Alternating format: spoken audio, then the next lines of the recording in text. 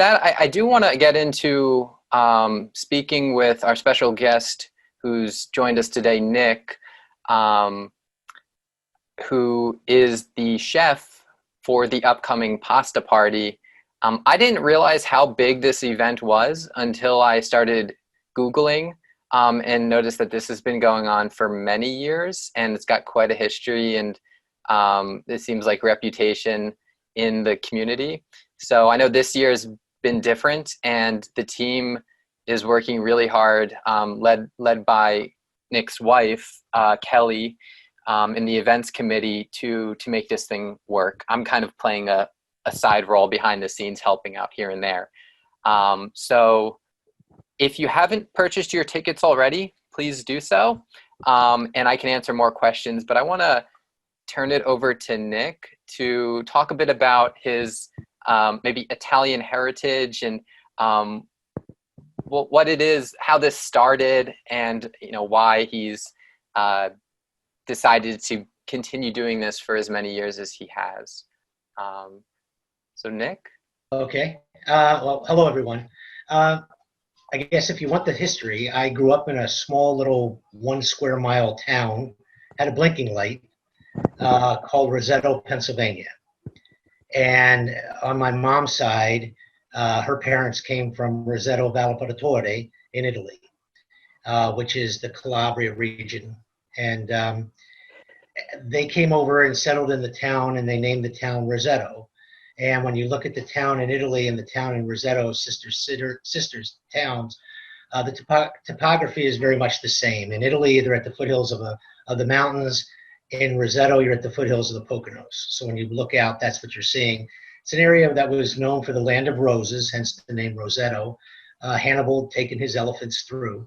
And when the grandparents came from, and other folks came from Roseto, they settled in the town because it was an area that had slate quarries. So a lot of your classrooms, your roofs, that's where it came from. And the way that you would mine marble is the same way that you would mine slate.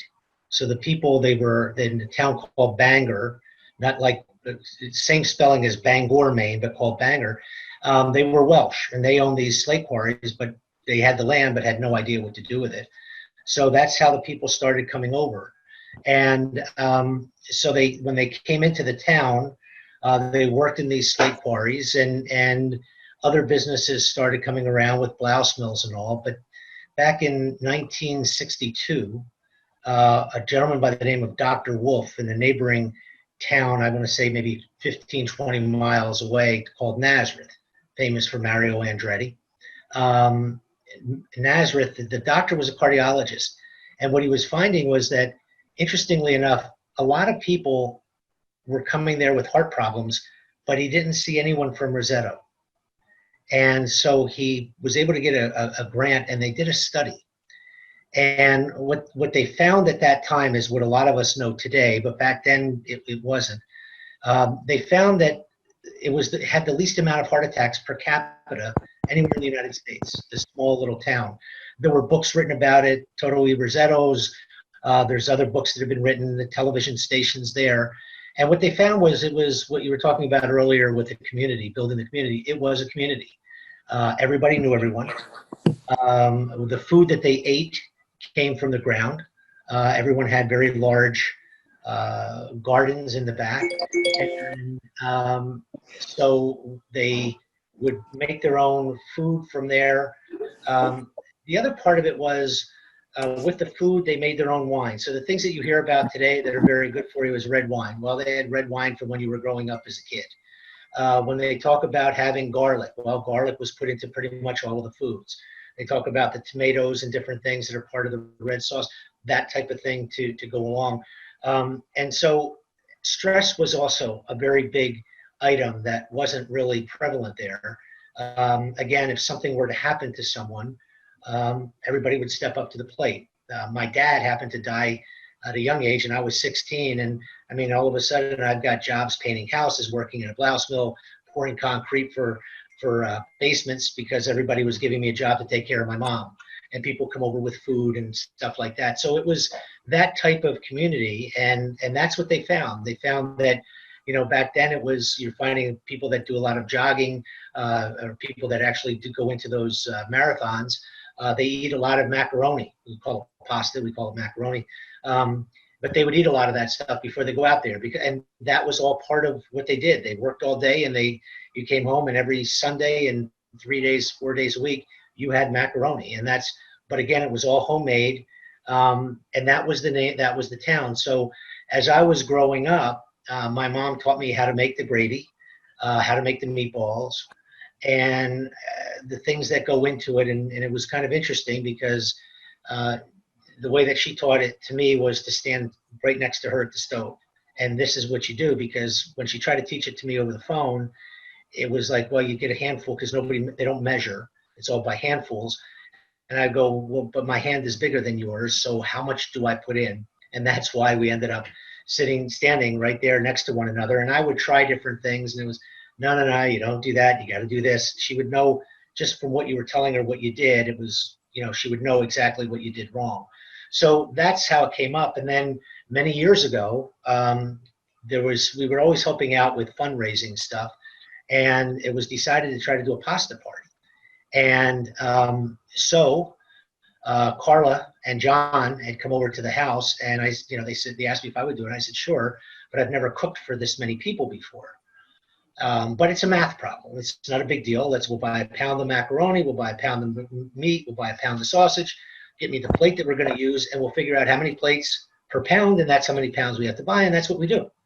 So they came over, and it was really a funny thing, because they said, well, we want you to come over to the Kimberton Fire Hall for their pasta party that they were doing, their spaghetti dinner. And I said, I'll go, but I'm not going to eat any of that stuff, because the meatballs are going to be perfectly round. They're going to be frozen. The gravy is going to be coming out of a big pot that out of a big jar or can. They warm it up, and that's what they're going to call spaghetti sauce. I don't eat that stuff, but I will have the desserts, which were very good. But we saw what they did, but we also had it set up where it was done more professionally, in the sense that they used plastic knives and forks, and we didn't do that. We grated Parmigiano Reggiano. They had Kraft, what they call Parmesan. And just so you know, if it doesn't say Reggiano on it, it's not from Italy. So they were using all of the stuff that was, the Italians would say Mitigan, which was American. It was an American way of doing it, not the Italian traditional way. So the way of making the gravy, the way of making the meatballs was taught by my mom, who was taught by her mom and her mom before that and her mom before. So these recipes have been passed down for generation after generation and stuck to the way that things were done. And so when they first talked about doing this, I said, sure. And you learn, sometimes, as people say, you learn more from your mistakes than you do from your successes. And this has always been a work in progress. So the first time that we were doing this, I was working in our own house, in the kitchen. And when you're getting all the stuff together and everything out there, once you start, you don't want to finish. So 2, 3 o'clock in the morning, we're done, put it in the fridge and do all that. And then you start the next day. And it was really a tough thing with having one regular stove. And then what happened was someone called and said, hey, the local newspaper would like to interview you. Okay, now we already bought all the stuff. We were going to have a certain number of people. We were all ready to go. Now the interview comes, and we got more people to come. Then somehow there's a radio station someplace in Westchester. They called and said, hey, we read this article about you. They thought I was a chef. So I pretended to be a chef, and I went through the whole thing with them, and we got more people to come. So that was kind of how it started. Then as time went on, we were then able to get one of the local nonprofits where we were able to use their kitchen, and we could get more of it done. So, it's a night of shopping for all the stuff. On Friday, we work from, I don't know, probably 4 in the afternoon till 9, 10 o'clock at night, pulling everything together, and we learning of ways to go. In the beginning, we would boil the water, and then we pour in the spaghetti, and then we'd wait for that to happen, and and all this, and you can never tell when crowds of people would come. So then what we started to do the last couple of years is we'd get the spaghetti and we'd cook it al dente, and then we put it in Ziploc bags. So then when the next day would come, when we're actually doing the serving, we had all of this macaroni that was done. We just keep the pot going, and they have the strainer. They call it a school of macaroon. And you put the pour that in there with the spaghetti, and you just heat it up. It's already cooked. You just need it to get a little bit cooked and get it warm, and everything was flowing well. So that was kind of the history behind the gravy. Came from like generation, hundreds upon hundreds of years of a recipe that was just handed down through from one person to the next. And then the history of how this whole thing came about. Hold on, sorry, two dogs. And the way that this whole thing came about was, we started it out of the kitchen in the house, and now we've been able to work in regular commercial kitchens, and we just keep learning all the time better ways of being able to do it and to make it work better. So that's kind of the history, and it's been a very good profit maker for us. We've got some great donations. By the time we're done, it doesn't cost anything. I mean, if I see macaroni, sometimes you get 10 for $10. So we'll go in there and buy it up and store it and get ready for it so we can get it on sale. And it's just more money that comes back to the time bank. And then it started in that first time where people were like, hey, can I buy some to take home? So then we didn't have any containers. So we started to get containers where people were actually buying stuff, and we were making money off of the leftover stuff instead of, having it just go to waste. We were making money that way. And then it started to where we'll sell it in advance. So you had people coming that were buying it in advance and then coming to sit down for the dinner. So it really, again, trial and error, and it's just a work in progress. That's how it all came about. And so it's a thing that we've been doing. It's nice because it's going to good cause, and people enjoy it. They're not getting skimped on. They're getting good portion of food. The meatballs are all homemade. The sausage is the good sausage. It's not the crappy stuff. When they walk out of there with everything, we're going to be going down to Philly for the breadsticks. I mean, they're getting an authentic meal when they sit down. We would have people coming over. This was just like my mom made. I remember this from my mom. So we really did have a good experience with it, and trying to do everything to enhance and make minor changes to make it in an enhanced way, not to skimp, not to make it, because that could be the kiss of death if now all of a sudden, they're saying that they're not getting as much food, or they're having to spend too much money, then you end up losing. Yeah, so that was the history behind it. We've had people coming in, and John and Carla were those. I mean, at times when we were at the one church, St. Peter's, the stoves weren't working. John was taking some to his house. We're going over. I mean, we walked in there the first day, and they're working on one of the stoves. We're like, oh my God, what are we going to do? I mean, we've had some real catastrophes potential catastrophes that in the end it all worked out. But we were we're really blessed to have some good places to go where we can make this thing and everybody would go. So when we're in the kitchen, I put all the ingredients in and mix everything the way it is, and then they're rolling the meatballs and stirring the gravy and doing this over here and doing all that.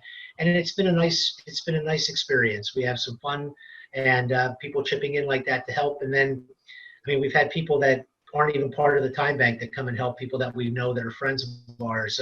The daughter missed going to homecoming. She said, no, I've been doing this for so many years, I want to come back. Wow. So, we have people like that. Our kids are involved with it, helping to serve, helping to deliver, doing whatever we need to do. So it's been now it's going to get into like a kind of a family thing with trying to do it. So I think we'll make some good money. I saw the list of people, and I think as time goes on, we'll get more and more. And this is going to be, and I think getting anybody to come at times like this is a real tribute to all of you guys that are involved with this, because I mean, every restaurant is hurting. People are just not wanting to do things, and the whole idea of the sales pitch, so to speak, was this is all going to be safety first. And that I think is why we're getting as many people coming, because they know that this is going to be, they feel safe. They're not going to be in an environment where they're going to have to worry about things. They're going to get their food, deliver their food. I mean, I think it's going to be, hopefully it'll be a success, and hopefully we won't have this COVID to worry about next year, and we'll have more people coming into the church and really filling up the place. So. Yeah, excellent. I mean, there were a ton of people that were over at Kimberton Fire Hall, and it's great for a good cause. but it would, I mean, they would break the spaghetti. I mean, like the rules that you just don't do. It's just like, this is really, I don't know what they're doing. So I won't comment on that. I can tell you what Kimberton did. And this was not an authentic Italian sit down Sunday afternoon at 12 o'clock after you go to church. That's what we all did. We would go down to LaDunny's Bakery. We'd come back with a 50-cent loaf is what it used to be called. It was still warm in your hands. And everybody ate. When you walked down Garibaldi Avenue, everybody's door was open, and all you did was just smell the gravy going because everybody had macaroni on 12 o'clock on a Sunday. It was the tradition that, they still have the Roseto big time that used to have the big bands come in, and it's been going on with the parade and the crowning of the Queen. And there was a book written about that from Trajani. She's from Roseto, went to school with her. So there's a whole bunch of things that are still traditions that go on in the town.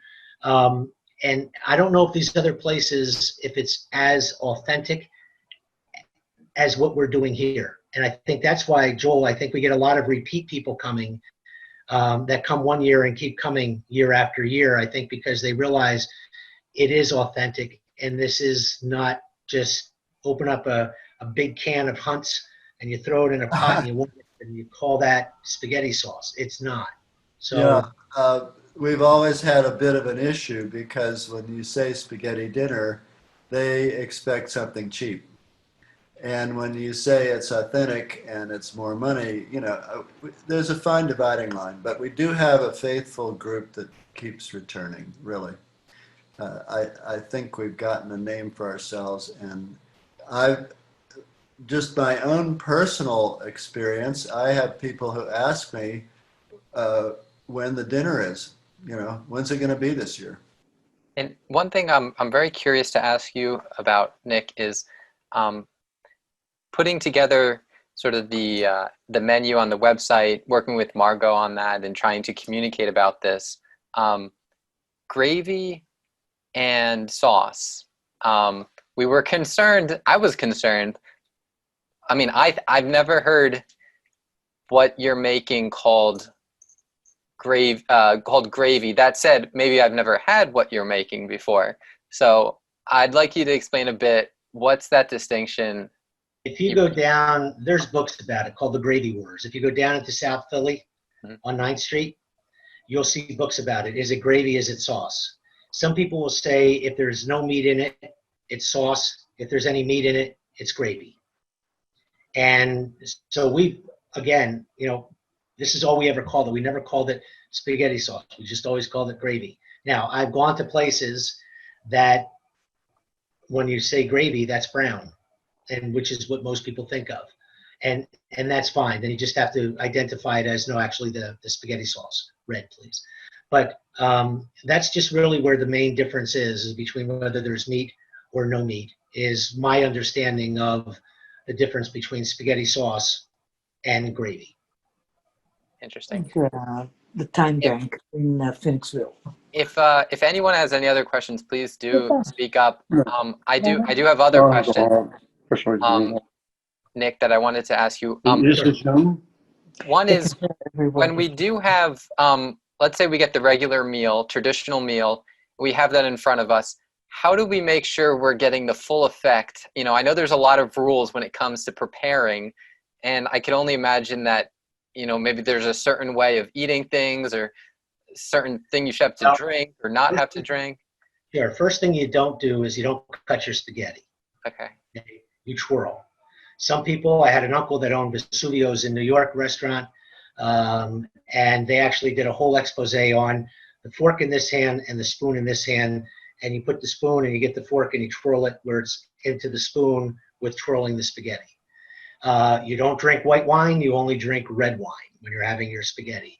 Outside of that, you can dip it with the gravy. I mean, we have gravy, we call it gravy bread, where when you don't even need any macaroni, you just dip the homemade bread, or nice Italian bread, in the gravy, and it's delicious. So sometimes it's with the fork spooning, and you use your bread as kind of a shovel to get it going, and then just go and enjoy. And then at the end, scrape up everything that's in the gravy, and that's what you do. Nick, I got to tell you, I saw a little video of the Queen of England eating spaghetti. It was so funny. She had her little finger up the whole time, of Oh, course. geez. And, I mean, somebody must have taught her. She used a very, very small fork, and she was so afraid of what she was eating. It was very funny. Well, we are recording this. Sorry if I didn't mention that, but I'm thinking, hey, maybe we could sell this as well because of this great advice that we're getting. You know, only I'm not serious, but this is good advice and a great conversation. Can Is I ask a anyone? question? Yeah, yeah. So, Nick, in terms of the ingredients, do you ever make your own pasta, or is that just? Oh, yeah. You do? Yeah, I make my own. It's not going to make it for this. It's very time consuming to try to make that much. I mean, we're going through Right. pounds upon pounds. So we buy, one of the things that you always want to look for when you're buying spaghetti or any type of macaroni is to make sure that they have the semolina wheat. That's the key. If it doesn't have the semolina, you don't want to buy that. So the Barilla, some of those are very, very good. And so we buy it by the box. It's just to make my own, to make it. And I have the roller that doesn't have the pins on the side. It's an actual big bar. I've got what they call a guitar, which is the top, one side of it is thicker than the other side, and it looks like a harp almost. And after you're done rolling out your dough, you put that on top of it, and then you get the rolling pin and you roll it on top of that. And as it goes over the strings, like a guitar, it's cutting it. As opposed, I have the other thing with that you hook on the side of your table and you roll the wheel and do that. But I try to do everything with all handmade. It's very, very time consuming to knead the dough Right. and dough rest and do And all what that. about the ingredients in terms of the meat and the ground beef and the sausage? Do you Well, the ground where beef, to buy those? the ground beef, I like to use an 80-20. It gives more flavor to it. So an 80-20 is always a good one. The sausage, I like to get a good sausage like a Hatfield or Primo, something like that, and always sweet. If you try to go with the hot, people don't like that. So you just go with the sweet and do it that way. And unlike my mom, where she would can the tomatoes and do all that, I buy it, but I buy the Tutarosa, one of those where it's the puree, the tomato paste, and the whole tomatoes, and all of that gets done. And there's a process for that on what you do first and how that's supposed to go, and then the ingredients inside of that. And then when you're making the meatballs, while the gravy is going, and the gravy is going to cook for 5-6 hours. This isn't a 5-minute thing. So it's going on, and then you have the oven going with your meatballs.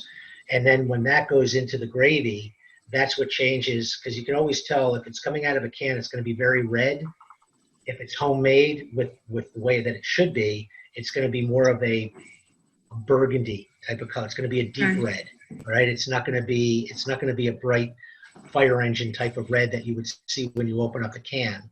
So it has that flavor. And when you infuse everything from your meatballs to your sauce, because they're cooking in there after they're already cooked in the oven, almost all the way, then they go inside, and then you do it the night before, because then it sits, and the next day it's actually better than it is the night that you're preparing it. And you probably never bake your meatballs. Oh, I bake the meatballs first. Oh, you bake them. You don't fry them? No. Bake them in the oven. I line the pan with lard. I know some people don't like that, but that's the tradition, and that's one of the things that was brought up when we were first doing that. And I said, no, you want it traditional. This is the way it's going. And then you scrape in all that lard. There's where your flavor is. So there's a number of different things that do it, and cook them enough that they're cooked enough. But when they go into the gravy, then they can cook a little more. So, Jason, your Italian grandmother would always fry her meatballs. And she was from Calabria as well, Yes. right? Oh, really? This is Frank. He's Italian, well, They on do. the side. So, meatballs were a sacred thing in his family.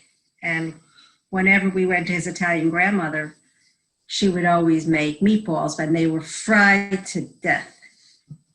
So, Mine are very soft.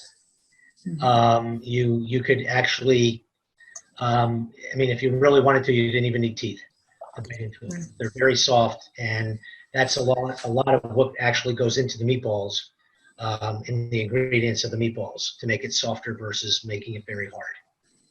And again, it's just, and every part. I mean, my father was from Abruzzi, and they did things a little bit different. The language that they would say for certain words were a little bit different. People just did things a little differently. But in the town where we were, they didn't fry them. They put them in the oven, and they cooked them and turned them. And then when it was just about done, then it went into the gravy. But after the gravy had already cooked for a number of hours, because you have to have certain things happen with the gravy first to cook. If not, you're never going to be able to get the proper flavor. Thank you. Okay, wow. Any other questions? Oh, I have one more question. So my question for Nick had to do with olive oil and dipping bread. When in Italy last year, our tour guide said that is purely an American thing, and the Italians never dip bread in olive oil. The only reason it's on the table now is because you're Americans and we know you like it. And we all felt terrible because we thought we were enjoying this great Italian tradition. Yeah. I've heard the same thing. I've heard the exact same thing. What we do is we put the olive oil and then some pepper and then some Parmigiano Reggiano and mix it together to kind of make a paste and put that on your bread. That's a meal in itself. Would you do that in Italy, or would you only do that here? Well, if they had it in Italy, I would do it just Right. because I love it so much. But again, when in Rome, do like the Romans. If it's not there, it's, I mean, I'm not a big drinker, but when you're out there and you get their wine, it's from that region, it's the best you're ever going to have. So, and then again, little limoncello at the end isn't a bad thing either. Right. So Nick, I've been to Italy a couple times. The first time I went, we found a pizza place, and at the top of the menu was pizza atomica. It was whole garlic cloves, and it was really wonderful. The second time, did you ever have the roasted garlic where they cut it in half and just stick it in the oven and you just eat that? Yeah. I won't talk to anybody for about a week, but yeah. The other experience I had, we went into a country restaurant, and on the table were long sticks of celery and other things, and that was your aperitif, so to speak. That was the country style, How about that? Yeah, I mean, if you travel through Italy and you go from north to south, they all have their own little traditions. Everybody does things a little differently. I've been to where they have breadsticks that are 1.5 feet long, and I've been to those that they were very thin, about the size of a straw. Then you go to some of the others, they're 6 inches long and they're 2 inches wide. I think everybody just has their own Mediterranean diet, whatever they're doing and how they make things. And again, you hear when you guys were in Italy, you saw that or had tasted that with the wine. I mean, every region that you go to, you always want to get the wine that's at the top of the list. It's the least expensive one, but it's the one from that region. And they're all excellent, but they all have a little bit of a different taste just from where they are. But there's certain things that are those traditions. Like I was saying about the Parmigiano Reggiano, when they had an earthquake out there, they couldn't move it out of the region because it would then lose the DOC or whatever the stamp is that's on there, because then it wouldn't be Parmigiano Reggiano. So they had to keep it there. Even though a lot of those wheels fell with the earthquake and stuff like that, they had to keep it in that same region. So they have a lot of those traditions and a lot of those rules and regulations. The police have always been, I get the Italian Tribune once a week. So I get to learn some of the stuff that's happened over there.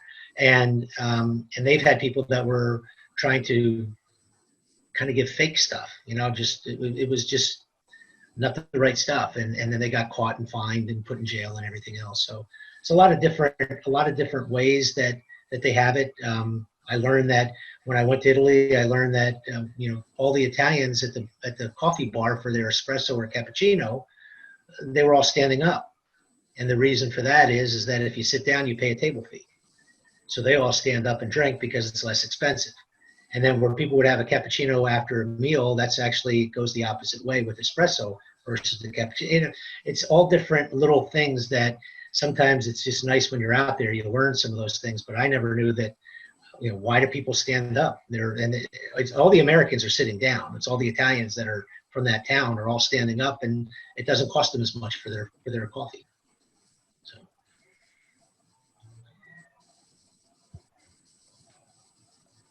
Great. Well, so that is that's a lot more. So I didn't really know what to expect on this call, and that's I didn't know what you wanted either.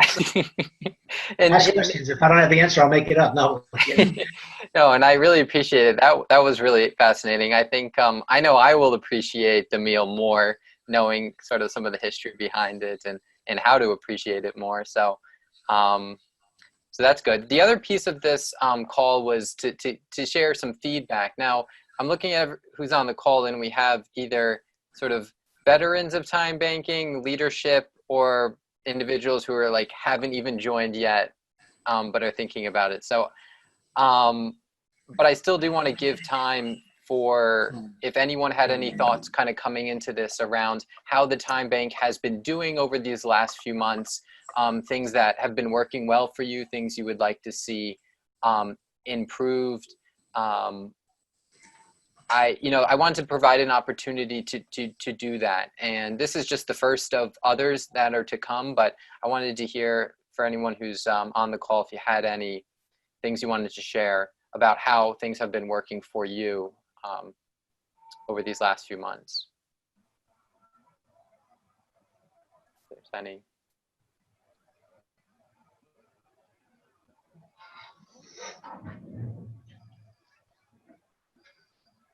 So are there any activities you've found that so I know recently Joel had an event at Altair, and it got a really great turnout from what I hear from people even outside the time bank. Is that correct, Joel?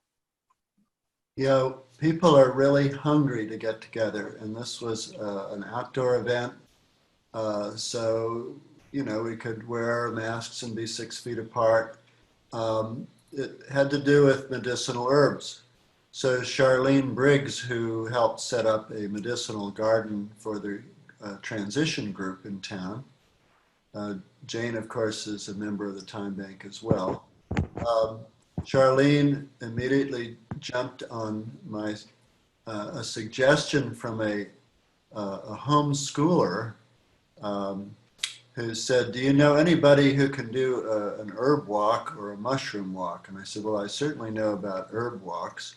Charlene jumped on it. We had a wonderful time, and we went out, and it was basically just the weeds in our pasture and into the woods. And there were at least, I guess, 12 remedies that she gave for people. It was a wonderful day. The other thing we've been doing is outdoor yoga for time dollars, and it's not well attended, but it's been fairly regular with Wanda Siller, one of our time bank members. Do you do that on the grass? We have a back patio, and when it was drizzly, we came indoors. People were okay with that. We, had some ventilation and so on. Everybody's got a little bit of a different attitude when you come indoors, but it's been working so far. So these are a couple activities that we've found have really worked well. And of course, we're also connecting with people on all kinds of levels, so. Cool, thanks, Joel. Irit, so you recently signed up. Would you be able to share maybe a bit about how you learned about time banking, what brought you to, and you are on mute. You're right. Okay, You're right. There you are. Yeah, there were a couple of your members who had mentioned it to me. One is BJ Capper, and the other person is Dave Blackmore, which I believe is on this call, right? Yes. I'm on the call here. Hi, Dave. So I figured that I have something to contribute to others, and I'm sure others can contribute to me. Excellent. Well, we'll be having an orientation coming up, and you'll be able to learn about some more of the details. So I'll make sure you get that. Thank you. Yeah, yeah. Excellent. Well, Mike, I'd like to hear what you're up to lately. Would you mind? Yeah, sure. Thank you. Well, with COVID this year, I've been kind of quarantined in home most of the time, but I've been building a virtual services time bank, which is to be servicing international people internationally. We have a core team of about 5 people right now, and we have 10 members. I meet every other week with my core fellowship team, 1 from the UK and 2 from here in Pennsylvania and New Jersey. So we're building a lot of video materials, educational materials to help educate each other about what this virtual services time bank really is about, which is about education. So I call it a hybrid time bank because it combines time banking philosophy with my own economic theories to help bring an equal partnership economy or economic equality, to anybody who wants to participate. So that's what I've been up to, and I'm about ready to. And that's my son in the background if you're hearing background noise. But I'm going to be releasing some video material and material soon about that. And I also just put in a application yesterday to do a group for the Phoenixville Time Bank, just around conversation, fellowship conversation, where we just talk about deep stuff. So that's what I've been up to. So thanks for asking, Joel. Appreciate it. Yeah, thank you. We get questions from all over the world. We have one here from China. A graduate student from University of Michigan, the School of Information, never heard of School for Information, but it exists. He's trying to deliver innovative and ethical solutions connecting people and technology, and he thinks that the time bank is something that immigrants can explore as a way of getting familiar with society and finding local resources and engaging in the community. So he's offering interviews, and he'll give you a Walmart card or something just for interviewing for an hour. Anyway, we get these things from all over the country. We're one of the leaders in time banking, the Phoenixville Time Bank. So. Jason, I guess we'll figure out how to answer this particular one here, but we sure will. Yeah, I guess this is a pattern. I saw someone earlier in the year had a survey to complete for their PhD program, also also in a different country. Oh yeah, it's a worldwide organization. Yeah, and many countries have it as part of the governmental programs, because it filters down and people do such a good job on the ground, much better than the government could ever do. So why not fund them, Anyway. So how many people are with Time Bank USA in DC? You know? In DC, did you say? No. Yeah, with Time Bank USA. Do they have a large staff there? No, it's actually very small, and we contribute to it. I think $200 or $400, something like that. Other time banks contribute to it as well, but they also have grants and larger donors. This is a group that supports the website. They also do research. Jason, you've been on some of the national calls, right, with the coordinators, and it's a wonderful umbrella. There are other time banks in other organizations. Time Bank USA is just one. So I was just in touch with the Portland Exchange, for instance, in Maine. they developed their own software. They've got their own network, and they've been training people across the country in using their system. Madison also changed their system. They're also training people. There are several different national platforms for time banking. So we're in one that we have nourished for the past 15 years. And I'm not sure where I heard this, but I thought that most time banks are for profit as opposed to nonprofit. Is that true? Oh gosh, we were only able to find a very few number of nonprofits when we looked this last time. Yeah, I'm not quite sure why that is the case. It does take an effort to become a nonprofit, and we've actually helped time banks become nonprofits over the years. It has benefits, but it also requires you to mind your P's and Q's. There are things you can't do if you're a nonprofit, and we have pretty much abided by the rules. So. Thank you. Lots more questions, but I won't take up your time. Okay, well, it's good. We had a small group, but again, it's recorded, so I look forward to sharing the recording and getting more people to sign up, and just kind of continuing to work together to build out our time bank. And so, thank you all for joining today. And with that, have a good evening, and I'll see you. Thank you so much. Bye. Thank you, Nick. Jason, thank you, Nick. Thank you, everyone. Bye. Goodbye, all. Thank you. All right. Oh.